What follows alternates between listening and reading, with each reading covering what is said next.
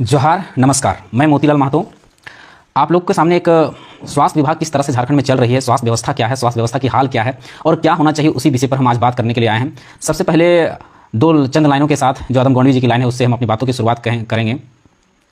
जिसके हाथों में छाले हैं पैरों में बिवाई है, जिसके हाथों में छाले हैं पैरों में बिवाई है, उसी के दम से रौनक आपके बंगले में आई है। इधर एक दिन की आमदनी चवन्नी का, उधर लाखों में गांधी जी की चेलों की कमाई है।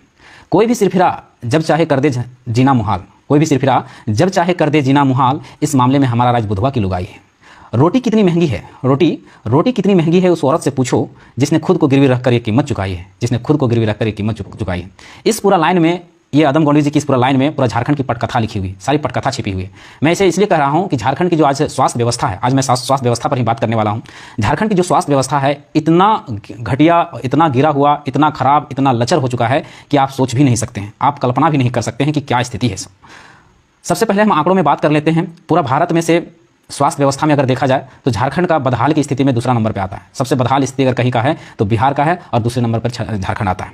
बदहाल की स्थिति ये है कि झारखंड में करीब 13,272 पोस्ट लगभग जो है बड़े बड़े कर्मचारियों का जो पोस्ट है, डॉक्टरों की पोस्ट की हम बात नहीं कर रहे हैं, उन कर्मचारियों का पोस्ट जो है वो खाली है। और ऐसा मैं इसलिए नहीं कह रहा हूँ, मैं नहीं कह रहा हूँ, ये झारखंड का हाईकोर्ट है। झारखंड के हाईकोर्ट ने झारखंड की जो लचर व्यवस्था है, स्वास्थ्य की जो लचर व्यवस्था है, उस पर खुद संज्ञान ली है हाईकोर्ट ने। और हाईकोर्ट ने संज्ञान लेते हुए कहा है कि अगर इस तरह का लचर व्यवस्था है तो यहाँ के गरीबों को न्याय कैसे मिलेगा, गरीबों को इलाज कैसे होगा। इसलिए उन्होंने खुद संज्ञान लेते हुए झारखंड सरकार से कहा है कि जल्द से जल्द इस पर ये हो और उसमें नियुक्तियाँ की जाए, क्योंकि जब तक कर्मचारी नहीं रहेंगे वहाँ पर काम सही से नहीं होगा। अब बात करते हैं यहाँ डॉक्टरों की किस तरह की कमी है। यहाँ पर झारखंड में लगभग 10,000 लोगों पर एक डॉक्टर की व्यवस्था है, जनरल डॉक्टर की। अगर हम स्पेशलिस्ट डॉक्टर की बात करें तो वो करीब 20,000 लोगों पर एक स्पेशलिस्ट डॉक्टर है, जो बहुत ही दुर्भाग्य की बात है। समझने वाला विषय है कि 10,000 पर अगर एक डॉक्टर रहेंगे तो लोगों का इलाज कैसे होगा, समझने वाली बात है। WHO वर्ल्ड हेल्थ ऑर्गेनाइजेशन का कहना है कि वर्ल्ड हेल्थ ऑर्गेनाइजेशन का कहना है कि कम से कम 1,000 लोगों पर एक डॉक्टर की व्यवस्था होनी चाहिए, जो नहीं है हमारे पास। तो कैसे झारखंड की स्वास्थ्य व्यवस्था है सुधरेगी, कैसे सुधरेगी, आप ही सोच सकते हैं। पूरा भारत जो है पूरा अपना GDP का जानते हैं, अपना GDP का मात्र 1 से 1.5% स्वास्थ्य व्यवस्था में खर्च करती है। और झारखंड भी बस उसी तरह है, अपना GDP का 2 से 3% खर्च करती है। जबकि अन्य राज्य हैं जो कम से कम 25 से 30% खर्च करते हैं। अच्छे राज्य जैसे केरल की तुलना की जाए, जैसे तमिलनाडु है, जैसे आंध्र प्रदेश है, अपने GDP का कम से कम 25 से 30% वो लोग अपना स्वास्थ्य सेवा में खर्च करते हैं ताकि वहाँ के लोगों को बेहतर इलाज मिल सके। और झारखंड का दुर्भाग्य देखिए कि कितना कम खर्च होता है हमारे GDP का। सोचने वाला विषय है कि झारखंड जाएगा कहाँ, झारखंड के लोग कहाँ जाएंगे, झारखंड के लोगों को इलाज कहाँ से मिलेगा। और हमारे पास नर्सों का अगर देखा जाए तो नर्सों का कितना सालों से नियुक्ति नहीं हुई पाई है, और नियुक्तियां होती भी हैं तो बाहर के लोगों की हो जाती है। अभी BSc नर्सिंग का जो नियुक्ति हुई 300 पोस्ट में, लगभग में 300 पोस्ट में नियुक्तियां हुई, उसमें लगभग से बाहर के लोगों का हो गया। ये बहुत दुर्भाग्य की बात है। झारखंड में नियुक्तियां निकलती भी है तो बाहर के लोगों का हो जाता है। और तीसरा मामला जो है यहाँ पर है फार्मेसी रजिस्ट्रार का। फार्मेसी रजिस्ट्रार का अभी कुछ दिन पहले मृत्यु हुआ।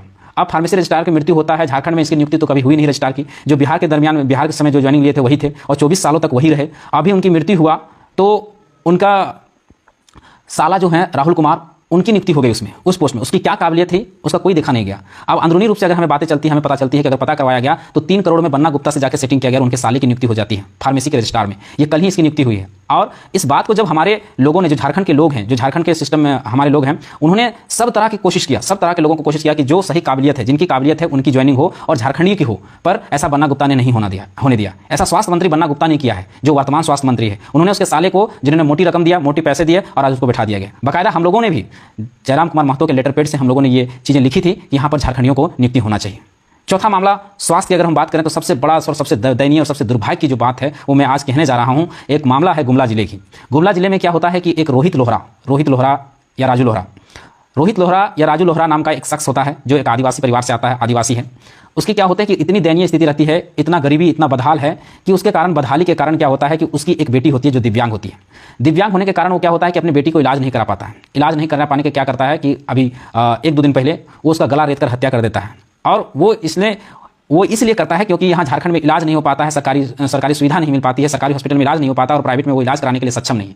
ये सारा प्रक्रिया से पहले क्या होती है कि उसकी पत्नी जो होती है वो छोड़ के चली जाती है, गरीबी के कारण छोड़ के चली जाती है। जब उसके बेटी का भार इस पर आता है संभालने के लिए और वो बीमार रहती है तो उसका हत्या कर देता है। हत्या करने के बाद ऐसा नहीं कि वो शख्स भाग जाता है, वो शख्स स्वीकार करता है, सरेंडर करता है, लोगों के सामने अपनी बातों को रखता है कि हमने क्यों हत्या कर दी। हमने इसलिए हत्या कर दिया कि मेरी बेटी जो थी वो दिव्यांग थी और दिव्यांग होने के कारण बीमार रहती थी और उसका इलाज हम प्राइवेट हॉस्पिटल में करा नहीं पाते क्योंकि मेरे पास पैसे नहीं हैं और गरीबी होने के कारण सरकारी सेवाएं मिलती नहीं है, सरकारी में इलाज होता नहीं है, इसलिए मैंने उसकी हत्या कर दी। समझिए उस झारखंड की तस्वीर है, वो उस झारखंड का तस्वीर बता रहे हैं, वो झारखंड का बदहाली बता रहे हैं जिस झारखंड ने 40% खनिज दे रहा है, जो झारखंड 40% खनिज दे रहा है, जहाँ का 27% अकेले कोयला, उसके बाद सोना चांदी अबरक लोहा टीना सब भरा हुआ राज्य में ये स्थिति है, समझने वाला विषय है। झारखंड कहाँ जा रहा है? झारखंड को हम कहाँ ले जा रहे हैं? झारखंड की स्थिति सुधर क्यों नहीं रही?